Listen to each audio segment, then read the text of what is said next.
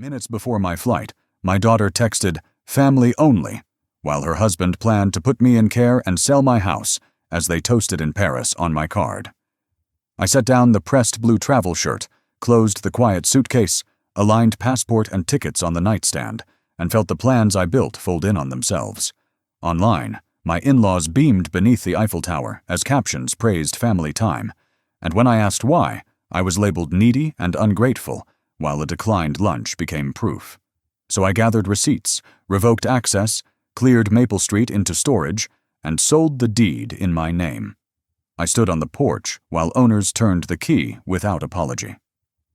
If your family erased you with your money and their version of events, would you stay quiet to keep the peace, or take back the door, the deed, and the narrative?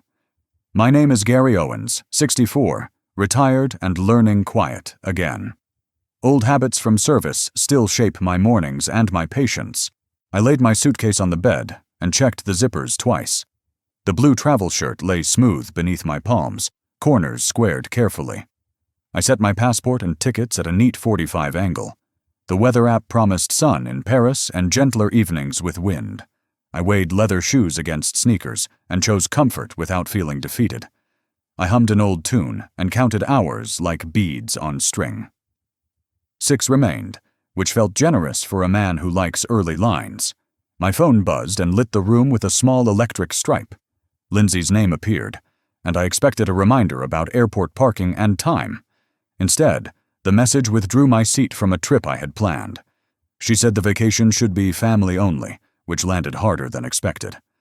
I read it once, then twice, while the room leaned very slightly. I could hear the refrigerator click and the soft murmur of news. I answered with a short acknowledgement because longer words would shake loose. The suitcase breathed open beside me like a promise I could not keep. I closed the latches and noted their final click with a wince. Old discipline kept my hands steady, though my chest felt crowded. I called the airline and worked through prompts and careful, practiced apologies. The agent moved quickly, and her tone tried to cushion the fall. I thanked her and stared at the gap where the suitcase had sat. The guides and printed maps remained on the dresser with bright, sticky flags. My camera stayed in its box, still smelling faintly of new plastic. I sat at the kitchen table that knows my elbows and silence. The neighbor's dog barked at a passing truck and then decided against it. I opened the blinds halfway and watched a strip of lawn turn gold. I placed my shoes heel to toe under the chair, a reflex. I told myself to breathe and measure this moment, not erase it. I scrolled through my phone, looking for anything that felt like normal. Recipes and jokes floated past before a photo of Paris caught center. 2 familiar faces stood by iron lattice and summer sky and certainty. A caption thanked family for making dreams possible, which tightened something inside. I opened the profile and saw 4 faces gathered around a bright table. My daughter smiled without me, and my place felt erased with ease. I put the phone down and counted to 8 for steadiness. Then I lifted it again because doubt still asked for one more look. Timestamps were fresh and precise, like receipts you cannot ignore or delay. I walked to the window and met my reflection layered over their joy. The house behind me held photographs that now sounded like careful closed boxes. I straightened a frame by habit and let my hand rest there. The day moved forward without me, and the light made no argument. I brewed coffee and noticed a faint rattle in the spoon against china. Steam rose steadily while the emptiness arranged itself into smaller, workable pieces. I thought about the reservations I had held and the tours I marked. I thought about the time I spent comparing lines and waiting times. I remembered training that taught me to prepare, adjust, and keep posture. Prepared, yes, but not for being recategorized as outside the circle at home. I considered calling and asking for sense, but sense was already declared.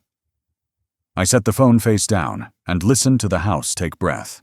The air conditioner clicked on and carried a thread of cool resolve.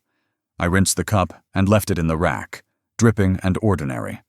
I knew the real message was not about travel, but about standing. I wondered where my presence belongs now and what it still counts for. I set the phone down and let the room grow steady around me. The coffee cooled beside a stack of folded maps and unused confirmations. I opened my laptop and signed into the bank with careful breaths. The page loaded to recent charges that did not belong in my day. A restaurant in Paris appeared like a small flag planted in my chest. Another line showed a boutique I did not recognize, then a hotel. I leaned closer and read the timestamps twice to check my footing. My name was on the account, but not on the table or street. Years ago, I had added Lindsay as an authorized user for emergencies. Back then, I thought access could teach responsibility and protect her from panic. Today, the same access read like a quiet door left carelessly unlatched. I reached for a small notebook I keep with logins and brief notes. I wrote the totals in columns because columns steady my thinking under pressure. Then I called the bank and waded through music that felt polished and distant. The agent asked me to confirm details and sounded respectfully alert about fraud. I told her I needed to remove an authorized user immediately, without delay. She explained the step-by-step and asked if I wanted temporary locks. I asked for both because I prefer belt and suspenders in messy storms. She confirmed removals and promised a new card number within business days. I thanked her with a calmer voice than expected and ended the call. Another notification appeared almost immediately, as if testing the new perimeter lines. The transaction had failed in Paris, which was the first clean breath. My phone rang again before I set it down, and I recognized the number. I answered with a neutral greeting and listened to breath pressed through bright noise. Lindsay spoke quickly and asked what had happened to her card at lunch. I said I had revoked access because the card was mine and misused. She said the waiter kept returning, which embarrassed her in front of family. I said the family concept is exactly the center of this problem today. She called me needy and said my behavior created chaos for her vacation. I said my behavior finally answered a pattern that had lived quietly for years. She threatened to move me into care when they returned if I refused. I asked who suggested that solution and heard Todd's voice somewhere behind her words. I said my home was paid for and my mind was clear today. She told me I was being unkind and ungrateful and asked me to fix this. I said I would not restore access and that boundaries were now in place. She fell silent long enough for street sounds to take the call back. Then she said there would be consequences, which landed with a dull thud. I said there already were consequences and ended the call without ceremony. The house exhaled as if it had been bracing alongside me quietly. I stood at the office door and looked at the framed photos on shelves. I had arranged them by years, thinking once that order would preserve meaning. I took down one wedding photo and noticed Todd's hand guiding the camera. The smile he wears often looks like generosity, but turns tighter at edges. I set the frame on the desk and opened the bottom drawer for documents. A small fire safe holds titles, insurance, and other papers that decide futures. I turned the dial and lifted the lid and saw the Maple Street deed. My name alone filled the box where owners are listed in plain ink. I remembered the favor that had seemed temporary and helpful at the time. We had agreed to transfer the title later when they were better positioned. Later never arrived, because later rarely leaves a forwarding address without pressure.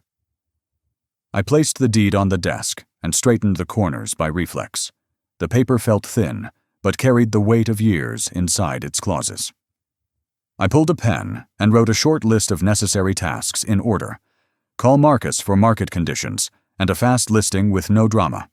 Photograph the property and gather keys and check the utility status this week. Arrange movers to empty the house and place items in secure storage. Change locks only if required by safety, not by emotion or appearance. Keep records in a single folder and note each call with date and time. I picked up the phone again and found Marcus in my contacts from purchases. He answered with his steady voice and asked how retirement was treating me. I said I needed to sell Maple Street promptly and preferred a clean close. He asked whether Lindsay would handle showings, which I declined without needless commentary. He asked about access and keys and current occupancy or special conditions inside. I said I had keys and the house would be empty before the first showing. He said the market was strong and buyers were moving quickly for good homes. I asked for a listing price that would move without inviting vultures or delays. He suggested a range and asked if I cared more about time than margin. I said time wins here, and that the numbers were acceptable and reasonable. He offered to send documents for electronic signature within the hour today. I agreed, and asked for a photographer tomorrow morning and an early slot. He said he could make that happen if I confirmed access by tonight. I said that was fine, and hung up feeling the air clear slightly. I turned to the closet and took a small toolbox I have kept ready. A spare set of Maple Street keys sits in a tin, labeled and obvious. I added a roll of tape and a Sharpie and a handful of zip ties. Then I looked up moving companies and scanned for names that felt accountable.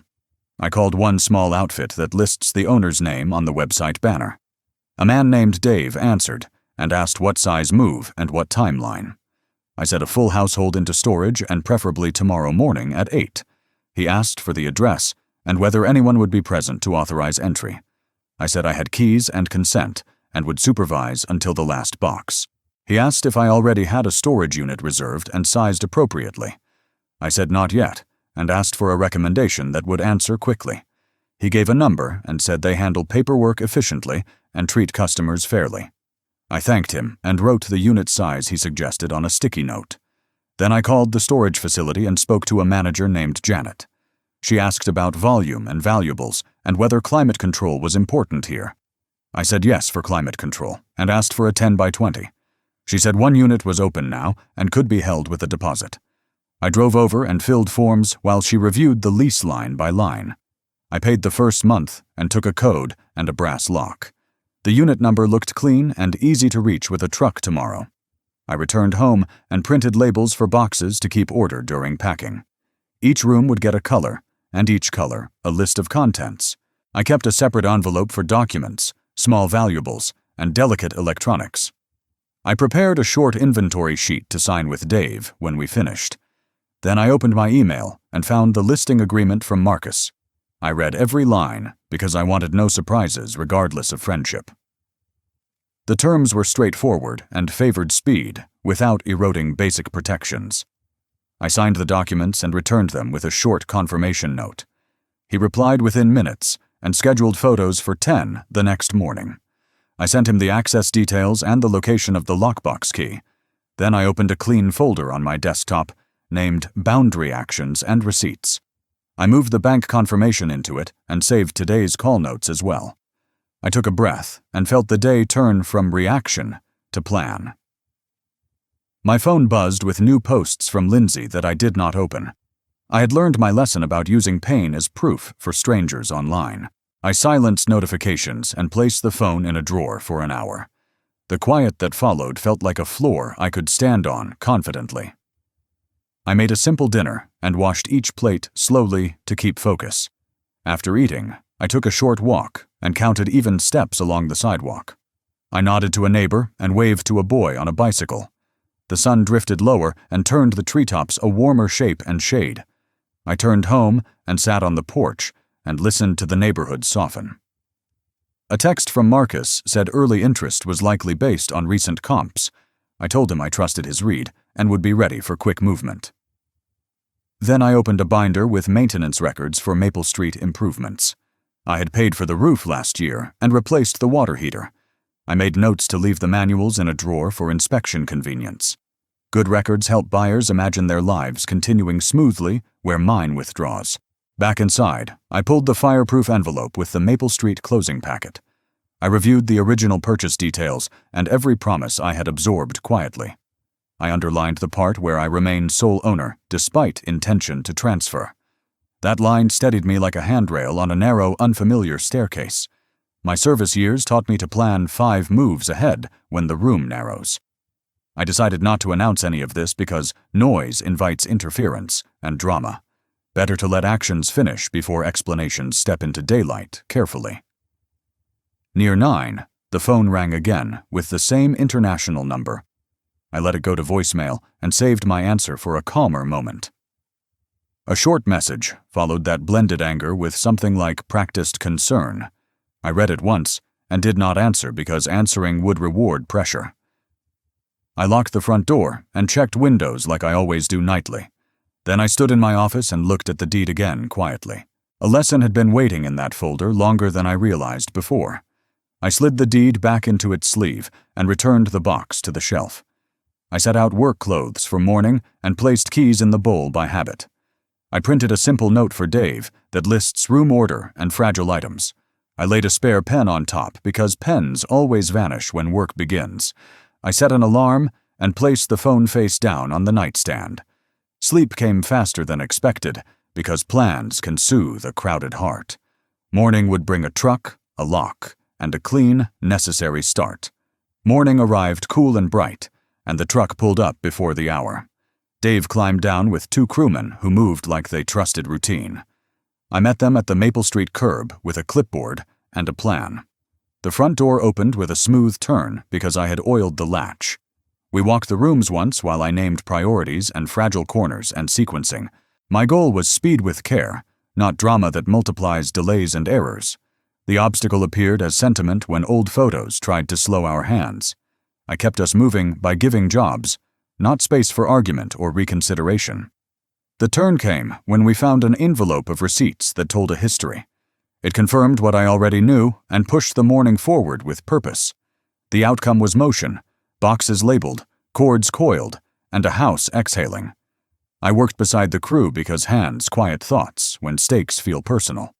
Dave logged each major item and read back counts while I verified numbers. He asked where to stack art, and I pointed to the dining wall. We wrapped frames in blankets and taped them with small, neat crosses. The living room cleared in under 40 minutes because lists defeat chaos quickly. In the office, I found Todd's gaming tower glowing behind a sleeping monitor.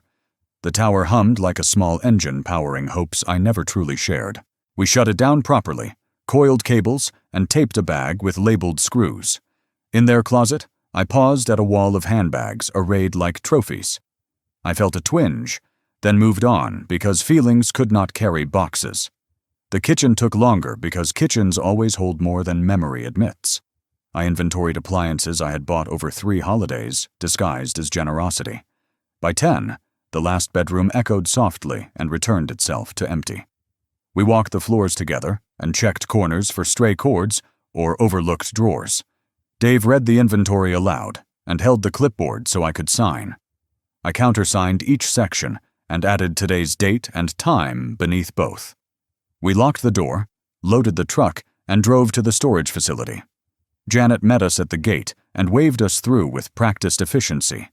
The unit waited open and clean, and the light flickered once, then steadied. We stacked furniture to the right, boxes to the left, and fragile items centered. I slid the brass lock into place and turned it until the click landed. Dave handed me the key and said the work felt square and finished. I paid him plus a tip because fairness belongs in moments that reset order. On the drive back, my phone vibrated with a message from Marcus. He said photos looked crisp and the listing would go live before noon. I parked in my driveway and sat a minute to let the day settle. The laptop chimed from the kitchen table with a new email from the platform. The listing page carried clean angles, warm light, and copy that told truth.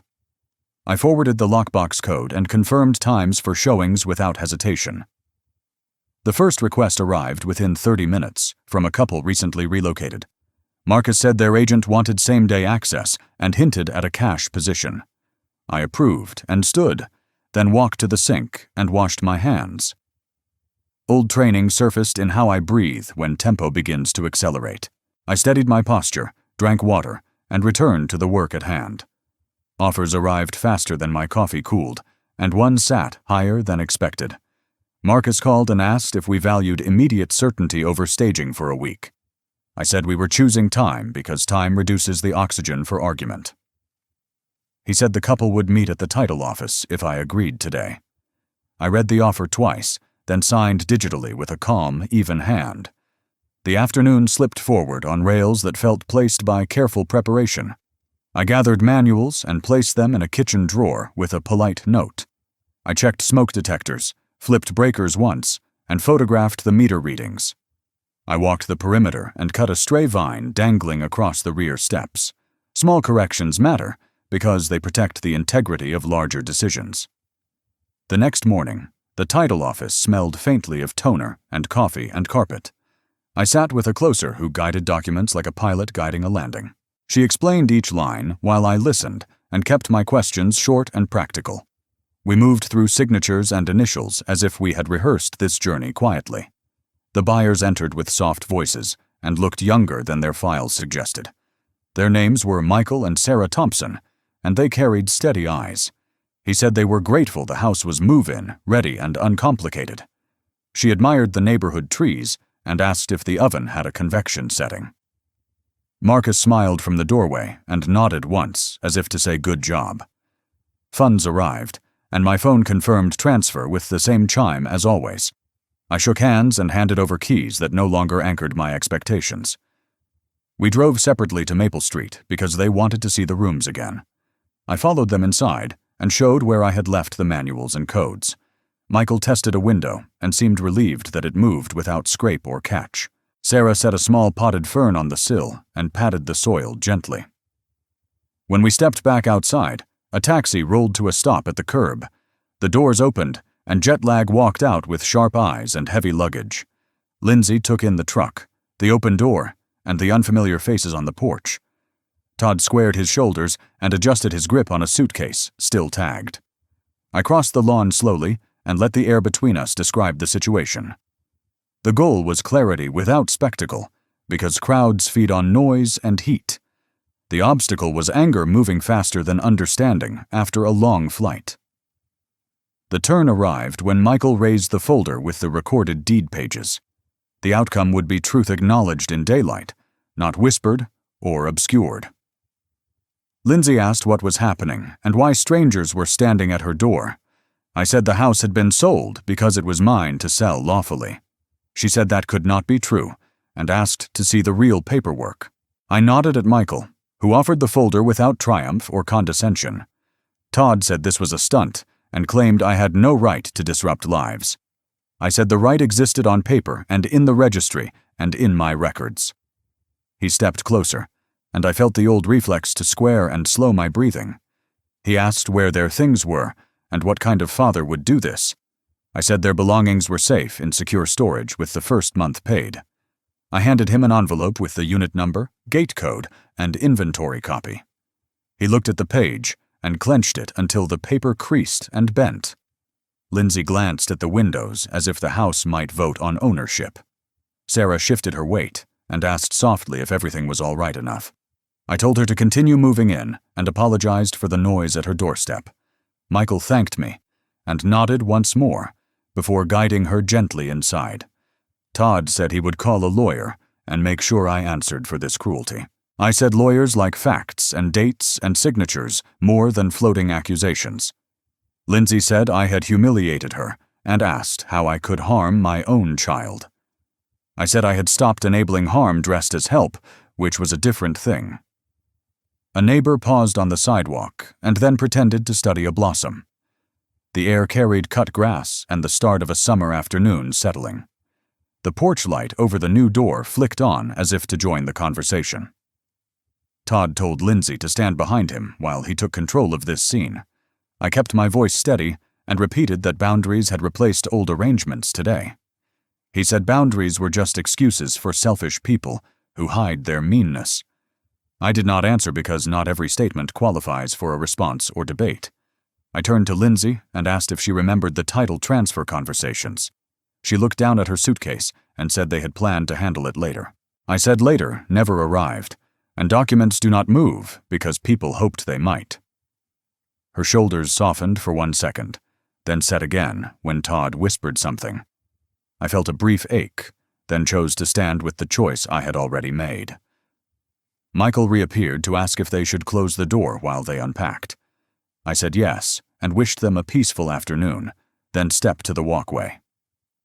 Todd said this was not over and that consequences would make me rethink stubbornness.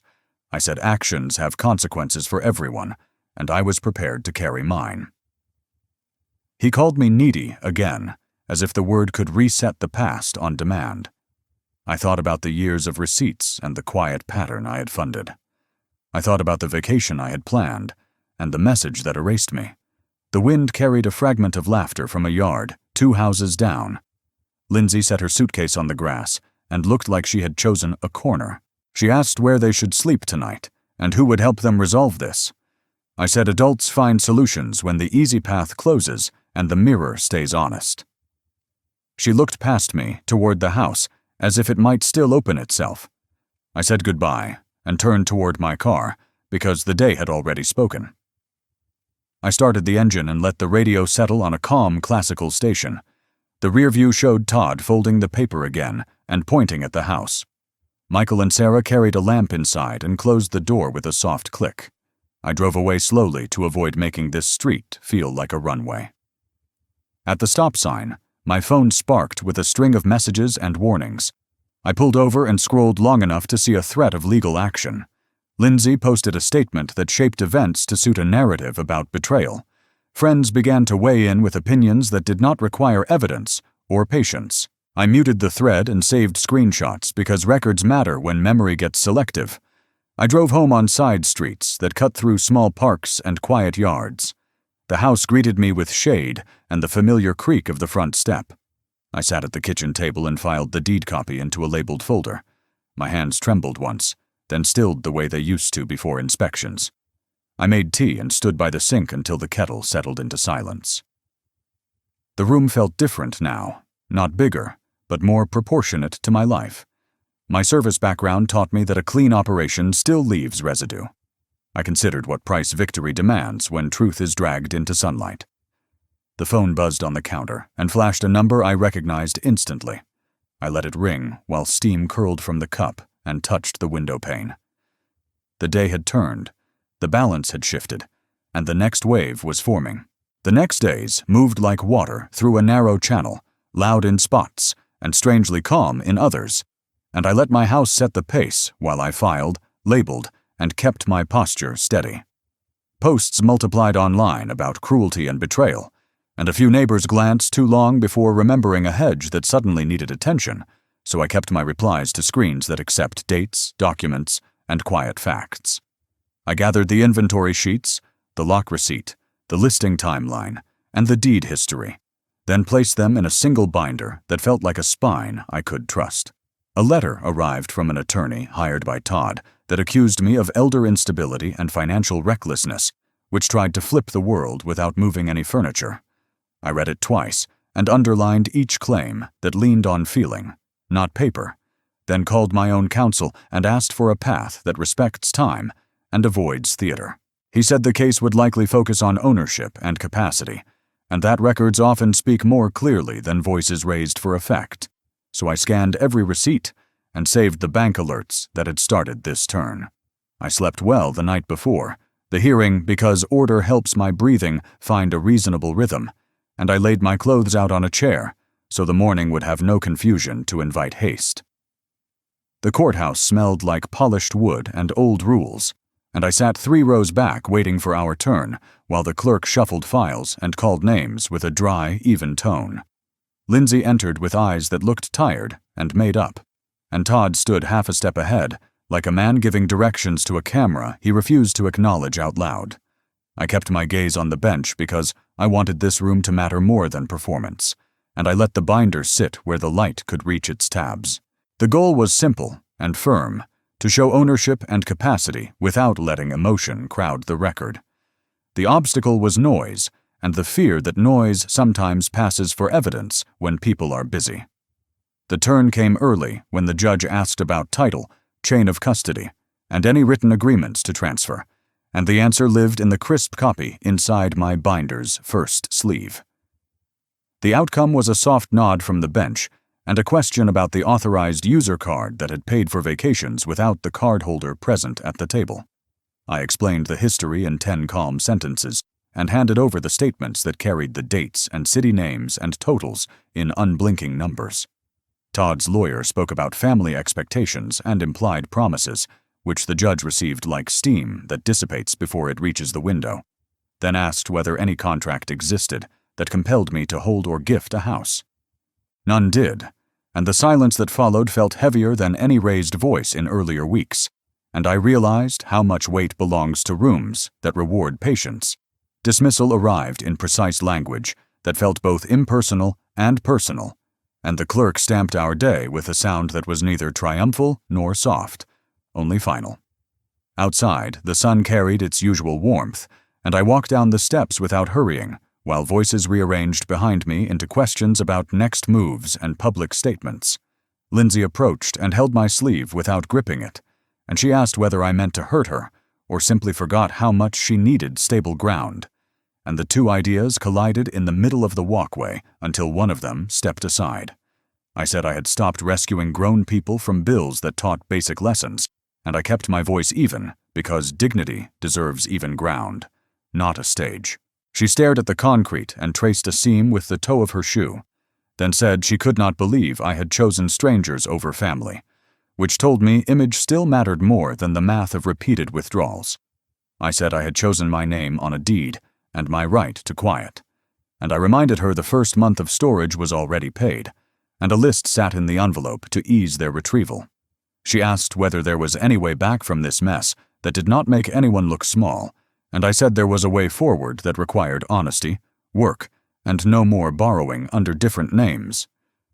Todd joined, and the air thickened by a shade, and he said he would not stand by while I slandered them with numbers that lacked context, and I thought about how often context is the last mask for expense without permission. I said I would meet once, in a neutral place, on the condition we discuss boundaries and next steps without money on the table, and he laughed in that short way people do when they are counting on witnesses to approve. Lindsay cut in softly and asked me to make room for a conversation without him, not forever, just for an hour that could reset our footing, and I heard a hairline crack in the performance that had framed me as the villain of someone else's movie. So I agreed to meet the following week at a diner near the river, where waitresses call you honey because the habit keeps a place from becoming a stage, and we would talk about practical next steps and the cost of old habits that no longer fit. The diner smelled like coffee and griddle steel and a sweetness that settles on the back of your tongue, and I arrived 10 minutes early to steady the table with ordinary objects, a napkin, a fork, and a glass I filled halfway. Lindsay sat across from me and took off her sunglasses like a person setting a piece of armor on the bench beside a field, and her first words were not a defense, just a question about whether I still kept the photo of her first bike ride in a red frame. I told her I did, and that it lived on a shelf that has not moved, and she nodded once, then folded her hands like she meant to hold something fragile that was not there yet. The goal was a workable truce that honored adult lines without closing the door on a different kind of closeness, and the obstacle was the long shadow of patterns that make change sound like punishment. The turn arrived when she admitted she had asked Todd to send the family-only text because she did not want to argue in circles the last night before a trip, and she said she had believed it would settle faster if I took the first step away, which landed like a confession shaped by fear rather than malice. The outcome was not forgiveness or a hug the room had been waiting to applaud, but a clear sentence that began with "from now on" and did not include the word "card" anywhere in its length, and we both understood what that meant. I slid a short written agreement across the table that said money would no longer pass between us, except for gifts I initiate without request, and that any shared plans would be planned with shared costs and shared responsibility, and she read it through twice before nodding. She asked whether I hated Todd, and I said hate burns energy I plan to spend on quieter mornings and small repairs, and that my focus now was on building a life that did not require constant negotiation over what should have been simple. She said she might try counseling without him first because she needed to hear her own voice without echo, and I said her voice mattered most in rooms where truth decides the next hour, not likes or comments or borrowed applause. When the check came, I paid in cash and left a tip that matched the steadiness I was trying to live, and we walked to the door together while the bell above us did its small, bright job. Outside, the river ran like it always runs, pretending not to carry the town's secrets past the old bridge, and we stood a moment without solving the future in one talk. Later that week, Todd posted another story about cruelty, and I did not answer because answering performs rather than repairs, and my repairs now belong to rooms with paper, dates, and plain words. The gossip slowed, because gossip starves without new scenes to eat, and the coffee shop returned to recipes and local sports and the weather that was supposed to break on Friday. I cleaned the passenger seat of my car and found an old map folded beneath the mat, and I thought about roads that wait for people to stop arguing long enough to drive. At home, I took down one shadowed photo and replaced it with a small print of a trail I had walked alone last fall, and the wall seemed to exhale in approval of a view that belonged to no one else's budget. I wrote Lindsay a short note that listed 3 ways we could talk without slipping into old roles: a monthly lunch if she wished, no money talk, a book we each choose, a walk without phones when the weather cooperates, and I mailed it in a small envelope addressed in my neatest hand.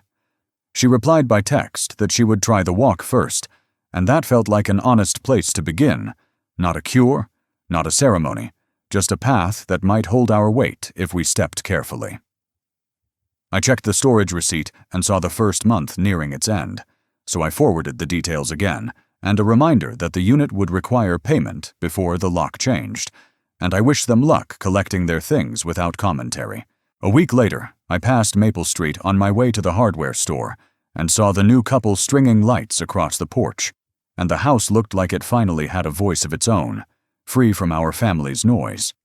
I parked a block away and watched long enough to confirm they were happy, then drove on before memory tried to turn the car around for one more lap through a story that already closed.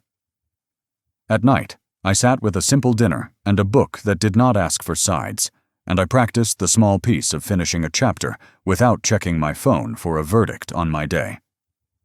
Friends asked quietly how I was holding up, and I said I was learning to match what I give with what I can afford to lose, and that it felt new in the best way. I kept the binder on a shelf within reach, not to relive the fight, but to remind myself that order can be a gentler form of courage when tempers rise and the room starts to bend. I walked the neighborhood more and waved more, and the world waved back, like a place that understood resets when they are handled cleanly. One evening, a neighbor's dog paused at my gate and looked in with curious eyes, and I knelt and let him sniff my hand, while his owner laughed and said he collects friends like that from people who look like they needed company. After they walked on, the yard felt quieter in a way that suggested space rather than absence, and I stood there a minute longer before turning toward the porch and the lamp I switched on by habit. The fence did not need mending, but I checked its line anyway because steady things stay steady through attention, not luck, and I wanted my life to learn that lesson at the level of lumber and screws.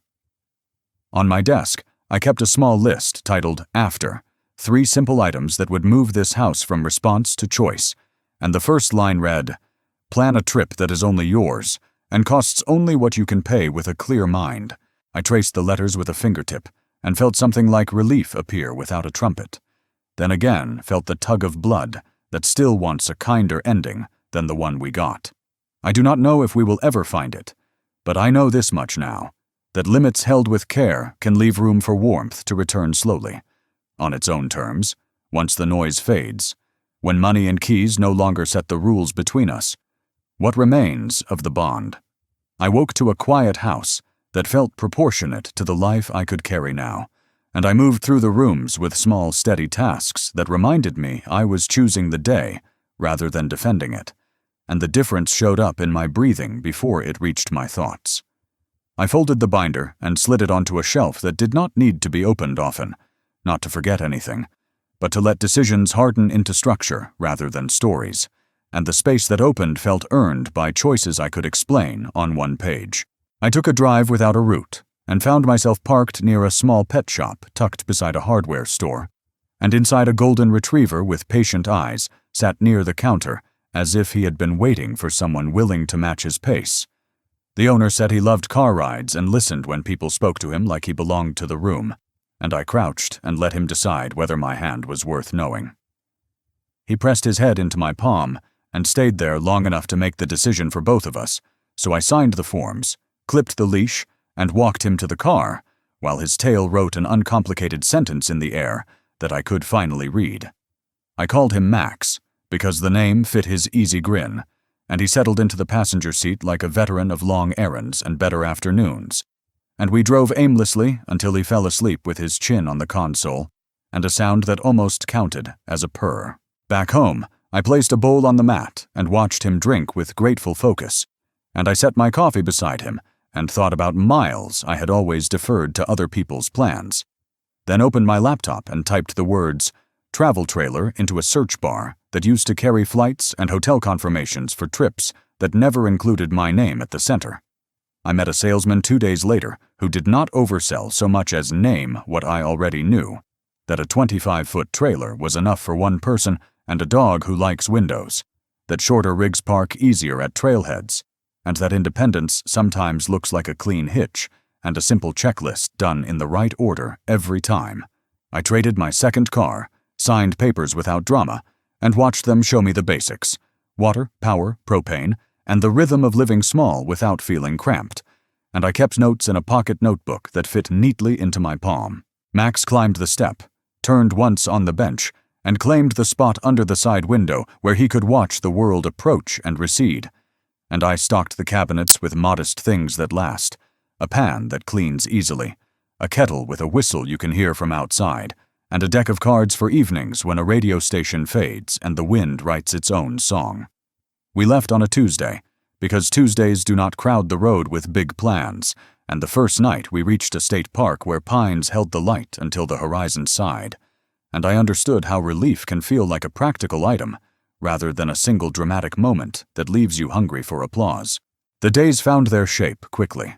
Morning coffee on a camp stove, a short walk while Max read the news in the grass, a drive that ended before sunset, a simple dinner, a book that did not ask for sides, and my mind stopped rehearsing conversations that had already finished in rooms where dates and signatures carried the only weight that mattered. I learned which drawers rattle and how to wedge a spoon so the noise softens, and I learned a slower kind of attention that catches small repairs before they become disruptions, and the work of tending things smaller than a house felt like practice for tending a life that did not ask for explanations from anyone unwilling to listen. On the third week out, I pulled off at an overlook where the land unrolled toward mountains that looked almost painted, and Max leaned against my leg while the sky considered whether it wanted to keep its color or drift toward the hush that follows a day well used, and I felt a precise kind of ease settle into my shoulders that did not ask permission from the past. A text arrived from Lindsay later that evening that did not perform for anyone. Just a short note saying they had collected their things from storage and were sorting through what they could actually afford to keep, and a second line that asked whether the walk I had suggested was still on when we both returned to town. I replied with a day and an hour and nothing else, because plain words felt like the only safe bridge to use, and I put the phone face down and watched Max dream his quiet dog dreams, paws twitching as if he were running along a beach he had never seen. The walk happened a week later on a riverside path, where conversation can rise and fall without hitting sharp corners, and she spoke in shorter sentences than before, and allowed silence to work without treating it like an accusation waiting to be answered. And we covered ground carefully, not to relitigate old scenes, but to decide how not to rebuild them. She said she would keep her own accounts now and make cash her first language again, until earning and spending learned to sit in the same room without lying to each other. And I said I would not ask for progress reports because trust cannot be audited into existence. It has to be lived, one small, consistent act at a time. We parted with a brief, awkward hug that felt honest in its shape and length, and I walked the last block alone with a feeling that did not fit any old category, neither victory nor loss, just the opening of a door that may or may not stay open, depending on the next set of choices. A month later, I passed Maple Street on my way to buy screws, and I saw the new couple hanging string lights from the porch while a toddler tried to hand them clothespins, and laughter moved across the yard without asking the past for permission, and I paused long enough to feel something unclench that had been gripping since the day I read Four Faces under the Eiffel Tower. I did not stop or introduce myself because some chapters end best without annotations, and I drove on while the window carried in the clean sound of a neighborhood doing what neighborhoods do when drama quiets. The low hum of lawnmowers, a radio from a garage, a dog barking once, and then deciding the world was fine. At home, I took a framed photo from a shelf and dusted it with my sleeve. It showed Lindsay as a child, with both knees scabbed and both arms lifted toward a sky that looked like it had time for her. And I let the memory stand without arguing with it about everything that followed, and then I set the frame back and straightened its corner so the line matched the shelf. That night, I opened the trailer's window and let in air that smelled like cut grass and a faint trail of someone grilling 2 yards over, and I told Max we might head west when the heat breaks because the parks out there are generous with shade and space, and he thumped his tail once against the bench like a signed agreement that does not need a witness. On the road again, a few towns over, I took the kind of exit you only see when you are not in a hurry to arrive, and we found a roadside stand that sold peaches and postcards, and the woman at the counter slipped a bone-shaped biscuit across to Max, with a smile that said some debts are paid in kindness rather than change. And I tucked that lesson beside the notebook where I keep lists that deserve my attention. As the miles stacked up into a map that now belonged to me, the noise of other people's definitions faded into the kinds of sounds a person needs to measure a life. Water on rock, leaves brushing each other in wind, a kettle's soft whistle, a dog's gentle snore. And I understood that dignity is not a speech delivered at a doorstep or a courthouse. It is the quiet enforcement of limits that allow respect to have a place to sit. Some evenings I think about the message that started all of this, and how a single phrase can draw a circle small enough to push you outside. And then I look at the circle Max makes when he turns once and settles at my feet. And I remember that the right circles are chosen, not declared by people who want your help without your presence. If forgiveness comes, it will arrive in the same language as today's peace, practical, steady, and uninterested in applause. And if it does not, the life I am building will remain big enough to hold gratitude without the old ache steering the wheel. On a last night before we turned homeward for a stretch, I parked at a quiet bluff where the sky held its breath, and then let it go in a long, soft exhale. And I sat with Max while the trailer ticked as it cooled, and I said the words I had been learning to live rather than speak. Limits kept with care make room for the right kind of love, and the road ahead, whether it bends toward family or just toward the next town, will meet me at the pace I choose.